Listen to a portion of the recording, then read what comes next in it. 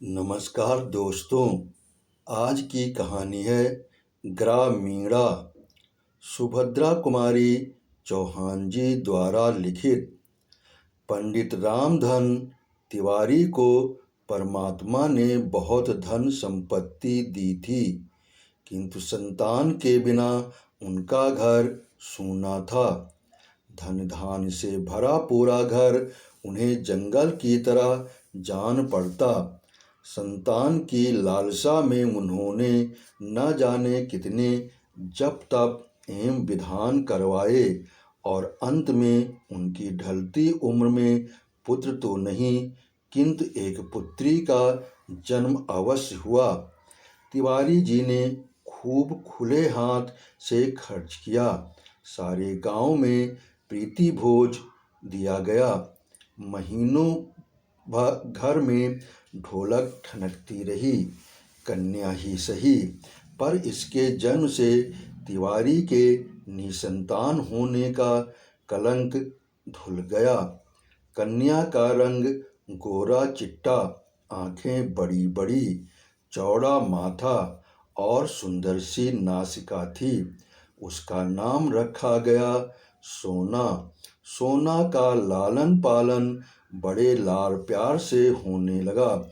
सोना के 7 साल की होने पर तिवारी जी ने घर में एक मास्टर लगाकर सोना को हिंदी पढ़वाना आरंभ किया। सोना ने थोड़े ही समय में रामायण महाभारत पढ़ना आरंभ कर दिया। ज़्यादा पढ़ाकर उन्हें सोना से कोई नौकरी तो करवानी नहीं थी, इसलिए सोना का पढ़ना बंद करवा दिया गया। अब सोना 9 वर्ष की सुकुमार सुंदर बालिका थी। उसकी सुंदरता और सुकुमारता को देखकर गांव के लोग कहते, तिवारी जी, आपकी बेटी देहात के लायक नहीं है, इसका विवाह तो कहीं शहर में ही करना। सुनते हैं शहर में बड़ा आराम होता है। तिवारी जी की बहन जानकी का विवाह तो गांव में ही हुआ था, किंतु इधर कुछ समय से वह शहर में जाकर रहने लगी थी। जब कभी वो शहर से चौड़े किनारे की साड़ी, आधी बाह का लेस लगा जैकेट, पैरों में काले काले स्लीपर पहनकर आती तो सारे गांव की स्त्रियां दौड़ दौड़ कर उसे देखने आतीं। जानकी के पति नारायण ने मिल में नौकरी कर ली थी। उसे 20 रुपये माहवार मिलते थे।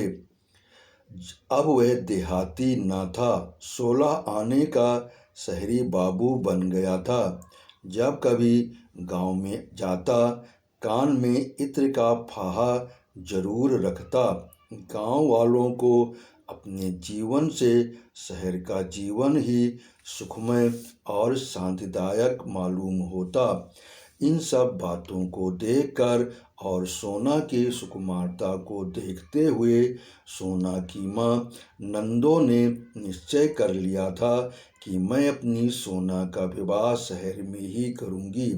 किंतु सोना को कुछ ज्ञान नहीं था। वो तो अपने देहाती जीवन में ही मस्त थी।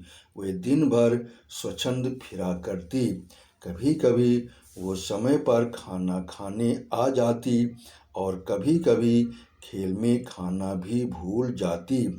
सुंदर चीज़ें इकट्ठी करने और उन्हें देखने का उसे व्यसन सा था।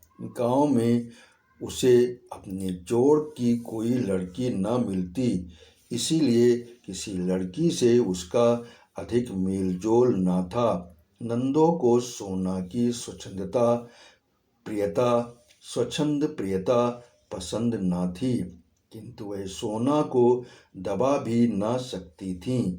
जब कभी वो सोना को इसके लिए कुछ कहती तो तिवारी जी उसे आड़े हाथों लेते, कहते, लड़की है, प्राय घर तो इसे जाना ही पड़ेगा, क्यों उसके पीछे पड़ी रहती हो।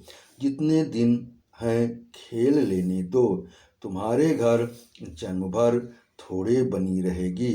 लाचार नंदो चुप रह जाती। सोना ने 13वें साल में पैर रखा, किंतु तिवारी जी का ध्यान इस तरफ था ही नहीं। एक दिन नंदो ने उन्हें छेड़ा, सोना के विवाह की भी कुछ फिक्र है। तिवारी जी चौंक से उठे, बोले, सोना का विवाह?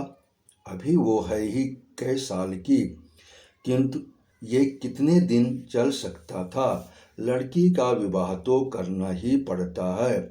इधर सोना अभी भी निरी बालिका ही थी। वह राजा रानी का खेल खेलती। अब उसके अंग प्रत्यंग में धीरे धीरे यौवन का प्रवेश हो रहा था, किंतु सोना को इसका ज्ञान नहीं था। सोना का विवाह तय हो गया। वर की आयु 22 साल की थी। वो सुंदर, स्वस्थ एवं चरित्रवान युवक थे। वे एक प्रेस में नौकरी करते थे। 75 रुपये माहवार तनख्वाह पाते थे। घर में एक बूढ़ी माँ को छोड़कर और कोई न था। बिहार के रहने वाले थे। कुछ ही दिनों से यूपी में आए थे। पर्दे के बड़े ही पक्षपाती और पुरानी रूढ़ियों के कायल थे। नाम था विश्वमोहन। जब तिवारी जी ने विश्वमोहन एवं उसके घर को देखा तो उनकी खुशी का ठिकाना ही न रहा। विश्वमोहन बाबू पूरे साहब ही दिखते थे। उनके घर के सभी खिड़की दरवाजों पर चिकें पड़ी थीं। जमीन पर एक दरी बिछी हुई थी, जिसके बीच में एक गोल मेज थी। मेज के चारों तरफ कुर्सियां थीं। सुंदर सुंदर प्यालों में मेज पर बैठकर चाय पीने का तिवारी जी के जीवन का ये पहला अनुभव था। चाय पीने के बाद तिवारी जी ने 2 गिन्नियां परीक्षा में देकर शादी पक्की कर दी। रास्ते में नारायण ने कहा, घर में देखा कितना पर्दा है, इनकी बड़ी बूढ़ी हो गई हैं, मगर मजाल है कि जो कोई परछाई भी देख ले। तिवारी जी खुशी खुशी घर लौटे। घर आकर उन्होंने नंदो के सामने वर के रूप और गुण का बखान किया तो नंदो फूली न समाई। वह जैसा घर और वर अपनी पुत्री के लिए चाहती थी, वैसा ही उसे मिल गया। इसके लिए उन्होंने परमात्मा को धन्यवाद दिया और नारायण को मन से आशीर्वाद दिया। सोना ने जब सुना कि उसका विवाह हो रहा है, तब वो दौड़कर आई। उसने माँ से पूछा, माँ, विवाह कैसा होता है और क्यों होता है? माँ समझ ही न सकी कि पुत्री को क्या उत्तर दे, किंतु चतुर जानकी ने बात बना ली। वह बोली, विवाह हो जाने पर अच्छे अच्छे गहने कपड़े मिलते हैं, इसीलिए विवाह होता है। सास के घर जाना पड़ता है। सो तो मैं पहले से ही जानती थी बुआ जी कि विवाह होने पर सास के घर जाना पड़ता है। मैं कह देती हूँ कि मैं कहीं नहीं जाऊँगी, विवाह चाहे करो या ना करो। कहती हुई सोना खेलने चली गई। नंदो बोली, जानकी दीदी, तुम लोगों की कृपा से मेरी सोना सुखी रहे। जैसे उसका नाम सोना है, वैसे ही उसके जीवन में सोना बरसता रहे। सोना का विवाह हो गया। रामधन तिवारी की लड़की का विवाह गांव के अन्य विवाहों से अलग था। उसमें सभी सामान शहर के लोगों के अनुरूप था। विदा के समय बेटी के रोदन को देखकर माता पिता विह्वल हो उठे। विदा के बाद पुत्री के बिछोह के साथ साथ तिवारी जी को आत्मसंतोष भी था कि उनकी पुत्री अच्छे घर में ब्याही गई है, सुख से रहेगी। सोना ससुराल पहुंची। रास्ते भर तो जैसे तैसे आई, किंतु यहाँ आकर एक कोठरी में बंद कर दी गई और बाहर की साफ हवा दुर्लभ हो गई तो उसे ससुराल का जीवन बड़ा कष्टकर मालूम हुआ। 4-6 दिन में ही वो मुरझा गई। एक दिन विश्वमोहन ऑफिस चले गए थे। सास सो रही थी। सोना आंगन के दरवाजे तक चली आई। चिक को हटाकर जरा बाहर झांका। यहाँ देहात की सुंदरता तो न थी, किंतु साफ हवा तो थी ही। उसी समय एक बुढ़िया वहाँ से निकली। सोना को उसने चिक के पास देख लिया। उसने आकर उसकी सास से शिकायत की, विष्णु की माँ, तुम्हारी बहू के लक्षण अच्छे नहीं हैं। सोना को समझ ही न आया कि वो किस काम के लिए डांट पड़ रही है। चिक के पास जाकर उसने कौन सा अपराध कर दिया। इसी बीच सोना को लेने तिवारी जी आ गए। उसने मन ही मन निश्चय किया कि वो घर वापस नहीं आएगी, लेकिन शहर वाले बाबू को मैके में ज़्यादा दिन नहीं रहने देते। विश्वमोहन 15 दिन बाद ही सोना को लेने आ गए। वे जब आ रहे थे तो उन्हें सोना रास्ते में ही पेड़ पर चढ़ी मिली। उसके साथ और भी बहुत से लड़के लड़कियां थे। सोना का सिर खुला था। सोना को विश्वमोहन ने देखा, किंतु वो उन्हें न देख पाई। पत्नी के रंग ढंग उन्हें न सुहाए और उन्होंने निश्चय किया कि अब वे अपनी पत्नी को यहाँ न भेजेंगे। सोना फिर ससुराल आई। सास ने गृहस्थी का सारा भार सोना पर डालकर गृहस्थी से छुट्टी ले ली। सोना ने कभी घर का काम न किया था, अतः उसे बहुत कठिनाई हुई। धीरे धीरे उसे काम का अभ्यास हो गया। घर में रात दिन बंद रहने की आदत न थी। बाहर जाने के लिए उसका मन व्याकुल रहता। बाहर चना जोर गरम या अन्य आवाज़ सुनकर वो व्याकुल हो जाती। अपना ये जीवन उसे कैद खाने के समान लगता। सोना बहुत दिनों तक अपने आप को रोक न सकी। वो पति एवं सास की आंख बचाकर गृह कार्य के पश्चात कभी खिड़की कभी दरवाजे के पास खड़ी होकर या जैसा मौका मिलता जाकर खड़ी हो जाती। बाहर का दृश्य, हरे भरे पेड़ पत्तियां देखकर उसे कुछ शांति मिलती। मोहल्ले वालों से ये बात सहन न हुई। कल की आई हुई बड़े घर की बहू सदा खिड़की दरवाजे से लगी रहे। पुराने विचार वाले पर्दे के पक्षपातियों को सोना की हर बात में बुराई नजर आने लगी। इसी बीच किसी काम से सोना की सास को कुछ दिनों के लिए गांव जाना पड़ा। अब पति के ऑफिस जाने के बाद वह स्वच्छंद हिरनी की तरह फिरा करती। कोई रोक टोक करने वाला तो था नहीं।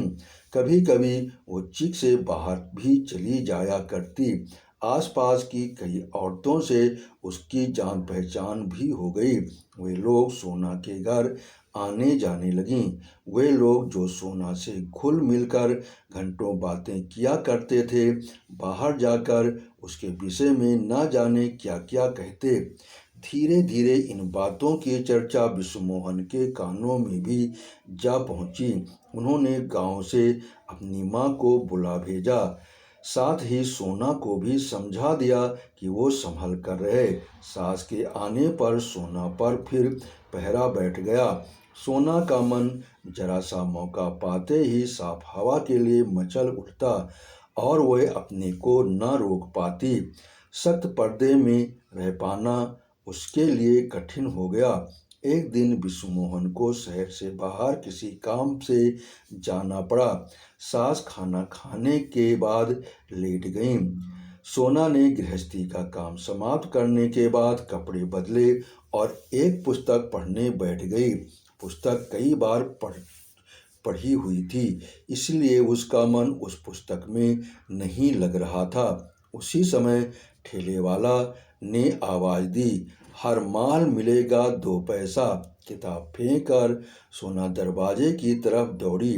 ठेले वाला दूर निकल गया था। निराश होकर वापस लौटने ही वाली थी कि पड़ोस में रहने वाला बनिए का लड़का फैजू दौड़ता हुआ आया और बोला, भौजी सुई धागा हो तो जरा मेरे कुर्ते का बटन टाँक दो, मैं कुश्ती देखने जाता हूँ। सोना ने पूछा, कुश्ती देखने जाते हो कि लड़ने? फैजू ने मुस्कुराकर कहा, दोनों काम करने भौजी, पहले बटन तो टाँक दो, नहीं तो देर हो जाएगी। सोना सुई धागा लाकर बटन टाँकने लगी। फैजू वहीं फर्श पर सोना से जरा दूर हटकर बैठ गया। गाड़ी 3 घंटे लेट थी। बिस्मोहन ने सोचा, यहाँ बैठे बैठे क्या करेंगे, चलें तब तक घर में बैठकर आराम करेंगे। सामान स्टेशन पर ही छोड़कर स्टेशन मास्टर की साइकिल लेकर बिस्मोहन घर पहुँचे। बैठक में फैजू को बैठा देखकर उनके तन बदन में आग लग गई। अपने गुस्से को पीकर चुपचाप अंदर आए, माता के पास आकर बैठ गए। सोना ज्यों त्यों किसी प्रकार बटन टाँग कर कुर्ता फैजू को देकर अंदर आई। उसने स्वप्न में भी न सोचा था कि जरा सी बात यहाँ तक बढ़ जाएगी। पति का चेहरा देखकर वह सहम गई। उसने डरते डरते पति से पूछा, कैसे लौट आए? बिस्मोहन ने रुखाई से उत्तर दिया, गाड़ी लेट है। सोना ने फिर पूछा, अब कब जाओगे? बिस्मोहन ने तीव्र दृष्टि पत्नी पर डाली और कठोर स्वर में बोले, गाड़ी 3 घंटे बाद आएगी, तब चला जाऊंगा। सोना के आग्रह करने पर बिस्मोहन अपने कमरे में गए। कुर्सी पर बैठकर एक पुस्तक के पन्ने पलटने लगे। पढ़ने के नाम पर कदाचित वे एक अक्षर भी न पढ़ पाए। अपनी अंतर्वेदना को चुपचाप लहू के घूंट की तरह पी रहे थे। सोना का आचरण उन्हें पीड़ा पहुंचा रहा था। पति की आंतरिक वेदना उससे छिपी नहीं थी। उसने अपना सिर बिस्मोहन के पैरों पर रख दिया। बोली, इस बार मुझे माफ़ कर दो। अब तुम जो कहोगे मैं वही करूँगी। मुझसे नाराज न हो। बिस्मोहन के पैरों पर जैसे किसी ने जलती हुई आग धरती हो। तिरस्कार के स्वर में वे बोले, ये बात आज क्या तुम पहली बार कर रही हो? ये मौखिक प्रतिज्ञा है, हार्दिक नहीं। अब तुम्हारे इस आचरण के कारण मैं शहर में सिर उठाने के काबिल नहीं रहा। जो जी में आता है करती हो। भला ये सौदा तुम्हारे पास बटन टकवाने क्यों आया? तुम इनकार न कर सकती थीं। सोना ने भयकातर दृष्टि से पति को देखते हुए कहा, जरा सा तो काम था। पड़ोसी धर्म के नाते मैंने सोचा कि कर देना चाहिए। इसी प्रकार जरा जरा सी बातों से बड़ी बड़ी बातें हो जाया करती हैं। निभाया करो पड़ोसी धर्म, मगर मेरी इज्जत का ख्याल मत करना। कहते हुए बिस्मोहन बाहर चले गए। आहत अपमान से सोना तड़प उठी। वो कटे वृक्ष की भांति खाट पर गिर पड़ी और खूब रोई। रो लेने के बाद उसका जी हल्का हुआ। उसे अपने गांव का स्वच्छंद जीवन याद आने लगा। नदी पर गांव भर की बहू बेटियां एक साथ स्नान करने जाती थीं और फिर एक साथ गाती हुई लौटती थीं। कितना सुखमय जीवन था वहाँ। चने के खेत में चने की नर्म नर्म पत्तियां खाया करते थे। वहाँ छीना झपटी भी हो जाया करती थी। अपने पड़ोसी कुंदन के लिए वो माँ से झगड़कर मिठाई भी ले जाती थी। क्रोशिये से एक सुंदर गोल बटुआ बनाकर उसने कुंदन को दिया था। कुंदन की भाभी नई नई ब्याह कर आई थीं। वो भी उन लोगों के साथ स्नान करने जाती थीं, साथ बैठकर झूला भी झूलती थीं। फिर मैंने कौन सा ऐसा पाप कर डाला कि उन्हें शहर में सिर उठाने की जगह नहीं रही। यदि किसी का कुछ काम कर देना पाप है तो शायद ये पाप जाने अनजाने मुझसे होता ही रहेगा। मेरे कारण उन्हें पग पर लांछित होना पड़े। तो मेरे इस जीवन का मूल ही क्या है? ऐसे जीवन से तो मर जाना ही अच्छा है। मैं घर के अंदर पर्दे में नहीं बैठ सकती, यही मेरा अपराध है ना। इसी के कारण तो लोग मेरे आचरण में धब्बे लगाते हैं। मैं लोगों से अच्छी तरह बोलती हूँ, प्रेम पूर्वक व्यवहार करती हूँ, यही मुझमें बुराई है ना। आज उन्हें मुझ पर क्रोध आया, उन्होंने तिरस्कार के साथ मुझे झिड़क दिया। इसमें उनका कोई कसूर नहीं है। पत्थर के पाट पर भी रस्सी के रोज रोज घिसने के से निशान पड़ जाते हैं। फिर वे तो देवतुल्य पुरुष हैं, उनका हृदय तो कोमल है। इन अपवादों का असर कैसे ना पड़ता। रामचंद्र जी ने भी तो जरा सी ही बात पर गर्भवती सीता को वनवास दे दिया था। फिर ये तो साधारण मनुष्य ही हैं। इन्होंने तो जो कुछ कहा ठीक ही कहा, पर इसमें मेरा कौन सा दोष है? जब इन्हीं को मेरा आचरण ठीक नहीं लगता तो मैं जीकर क्या करूँगी? इसी प्रकार के अनेक संकल्प विकल्प सोना के मन में आए और चले गए। 3 दिन बाद विश्वमोहन लौटे। जाने से पहले उनमें और सोना में जो कुछ बातचीत हुई थी वे उसे प्रायः भूल से गए थे। सोना के लिए एक अच्छी सी साड़ी, स्लीपर और कुछ हेयर क्लिप लिए हुए वे घर आए, किंतु सामने ही चबूतरे पर उन्हें फैजू बैठा हुआ मिला। विश्वमोहन उसे देखते ही तिलमिला उठे। सारी बातें ज्यों की त्यों ताज़ा हो गईं।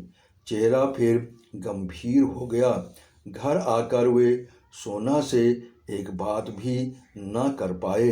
माँ से एक दो बातें कर बिना भोजन किए ही ऑफिस चले गए। सोना से ये उपेक्षा सही न गई। पिछले 3 दिनों से वे खिड़की दरवाज़ों के पास भी न गई थी और उसने ये निश्चय कर लिया था अब वह कभी खिड़की दरवाज़ों के पास नहीं जाएगी। विश्वमोहन के व्यवहार ने उसे अधिक खिन्न कर दिया। अपने जीवन को समाप्त करने का उसे और कोई साधन न मिला। आंगन में लगे धतूरे के पेड़ से उसने 2-3 फल तोड़ लिए और उसे पीस कर पी गई। कुछ ही क्षण बाद सोना के हाथ पैर अकड़ने लगे। उसकी जबान ऐंठ गई और चेहरा काला पड़ गया। वो देख रही थी किंतु बोल नहीं सकती थी। इसी समय तिवारी जी सोना को विदा करवाने आ पहुँचे। सोना पिता को देखकर बहुत रोई। देखते ही देखते सोना के प्राण पखेरु उड़ गए। सोना सदा के लिए शांति की नींद सो गई। अपवाद की विषैली वायु उसे छू भी न सकती थी। घर भर में कोहराम मच गया। शाम 6 बजे विश्वमोहन जी ऑफिस से लौटे। घर में रोने की आवाज़ सुनकर उनका हृदय किसी अज्ञात आशंका से कांप उठा। घर आकर देखा कि तिवारी जी कन्या की लाश को गोद में लेकर दहाड़े मारकर रो रहे थे। इस बीच तिवारी जी कई बार कन्या को लेने आ चुके थे, किंतु विश्वमोहन ने विदा नहीं किया था। विश्वमोहन व तिवारी में कोई खास बातचीत न हुई। अंतिम संस्कार के बाद जब विश्वमोहन लौटे तो मेज पर उन्हें सोना का पत्र प्राप्त हुआ। मेरे देवता, मैं मर रही हूँ। मरने वाला झूठ नहीं बोला करता। आज तो अंतिम बार विश्वास कर लेना, मैं निर्दोष थी। मुझे लगता है या तो ये दुनिया मेरे लायक नहीं या मैं इस दुनिया के लायक नहीं। इस छल कपट से परिपूर्ण संसार में मुझे भेजकर विधाता ने उचित नहीं किया। आप मेरी एक कठिनाई नहीं समझ सके। एक वातावरण से दूसरे वातावरण में पहुंचकर मैं अपने को शीघ्र ही अनुकूल नहीं बना पाई। अपने मरने का मुझे कोई अफसोस नहीं है। दुख है तो केवल इस बात का कि मैं आपको सुखी ना कर सकी। अभागिनी सोना, आपने कहानी सुनी, आपका बहुत बहुत धन्यवाद। आपने सब्सक्राइब किया, इसके लिए मैं दिल से आभारी हूँ।